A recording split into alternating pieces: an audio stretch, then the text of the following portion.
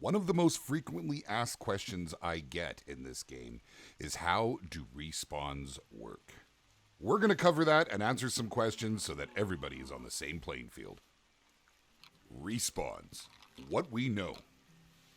Once you start a game in Call of the Wild, your map will be populated with animals. These animals will not, in fact, despawn. The only way to remove them is simply to kill them and harvest them. If, in fact, you kill an animal, but you do not pick it up, it will respawn as exactly that same animal. Same stats, everything. Trophy rating, weight, you name it. An exact duplicate. I feel that Expansive Worlds put this mechanic in place to stop players from taking advantage of it and simply shooting everything they see, not taking the time to track and follow and pick them up in order to regenerate your map. There's other ways to go about this, and it is more involving. Now we've shot an animal, we've harvested it. How does it respawn? Every animal, when it is dead and it respawns, will come back with the same weight class. Now, prior to 2.0, that meant that if you had a diamond, you killed it, it would come back as that diamond. However, they come back a little bit bigger or a little bit smaller. Now, since 2.0, it's a little different. When you shoot that animal, it will come back in that same weight class, but there doesn't seem to be a guarantee on that trophy rating. This makes it that much more random. Less predictable, if you will. Need zones and your population. If you take anything away from this video, it should be about your need zones. They are extremely important in this game as they are the source of your respawns. Now, let me explain that a little bit. Animals don't actually respawn at the need zones.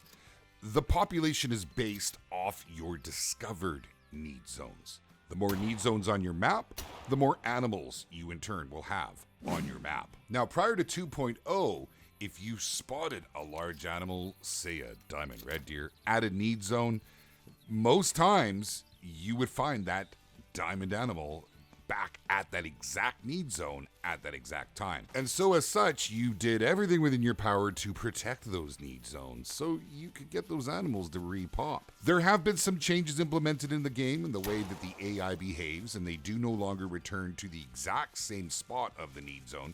Sometimes they don't even return to that need zone. And there's other factors to take into account. If the animal has been spooked and it's ran, they have to run for a certain time before they will calm down, before they will start to look for that closest need zone. But that is animal behavior, and that will greatly affect on where they will move on the map. But that's for another video at another time. Now, we played around with manipulating the need zones.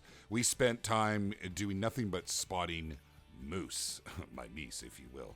Hence, Diamond Alley was born. We were loaded with moose everywhere you looked. We still had other animals, but because we had an overwhelming amount of moose need zones, we ended up with a whole lot more moose than anything else. Now, I don't recommend doing this. It really throws everything all out of whack. It doesn't feel very balanced. And honestly, who wants to walk into an area with nothing but the one species? Makes no sense. One more thing I should caution about need zones. There was a time when everybody was stacking them as we brought to light how important they were.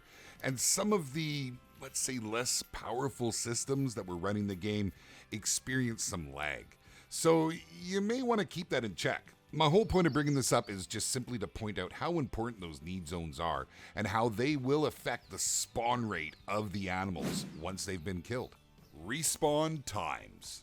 Okay, this one's a little bit trickier, my friends. Prior to 2.0, we were able to nail down that after you killed an animal, it took 3 in-game days for them to actually respawn. Now, since 2.0, it's hard to nail down because of their new behavioral habits. It seems that they have a chance at the 3 days, but up to 6. Take that with a grain of salt. I feel as if EW caught on to the fact that we were aware of this and they adjusted it to 6 days, because really, you know how expensive that gets?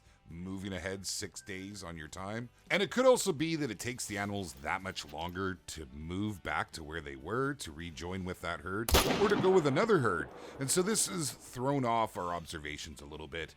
I still feel as if the 3 days will actually have them spawn in but in a lot of cases, due to predators, etc., you might not see them back in that same group. It was a lot easier pre 2.0 to figure this stuff out. Now, the other thing I can tell you about the respawns is there are locations on the map, and I'm sure a lot of you have already found them, much as myself, where they will repop at a certain time. I have seen on numerous occasions now, they pop between 7 and 8 at said designated location. I'm not going to tell you the locations, that would just make it too easy, but they're out there. And it's really bizarre to see them popping in and running off into the bush, one after another. We did that with elk the first time I saw it, and I lost track at counting 50 of the repops. I just moved on. Now, I've had some very strange questions lately. I'm not sure where these are coming from, but I would like to squash one right now. Animals in this game do not grow. Although that would be a very cool mechanic, it just simply doesn't happen. If you have a level 1, until you kill that, it will be a level 1 forever on your map. Kill it, hope it comes back bigger. Keep killing it, hope it comes back bigger. And eventually they do. Hence our whitetail management with the release of great ones. We've been able to turn most of our bucks, our whitetail bucks, into level 2s, and some of them are monsters. And lastly, and this one's a doozy, hopefully you've made it to the end of the video to catch this. And this has been hard to verify since 2.0. However, since the game has been released, one of the best respawn mechanics, some may argue the best, is when you kill a diamond in multiplayer, it will in turn be there in single player. However, this does not work the other way around. You can't kill it in single player and then have it there in multiplayer. It only works. Killed in multiplayer, it will be there in single player. Now, this could be a great advantage if you've got a friend that's never had a diamond. You happen to have spotted a diamond on your map. You let him go and take it. He gets it, mounts it in his lodge. You then return to single player. That diamond will be there for you. However, with 2.0, and this is where the caution lies, it's harder to figure out because the animals don't always return to the same need zones. If they do, it's not always in the same location. It's just a lot harder to track. Let me know what sort of success you've had with that, and if we can verify if that is still a thing since 2.0. So those are the basics that you need to know, and I felt everybody should know, and how the respawns work, as I just get asked so often.